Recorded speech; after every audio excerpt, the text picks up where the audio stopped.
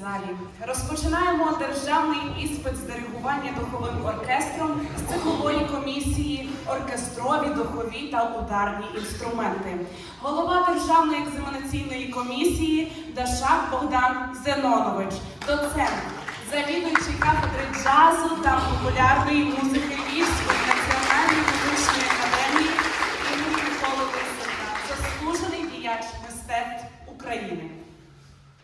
Екзаменується Лещенко Дмитро, клас старшого викладача Данилюка Ігоря Юхимовича.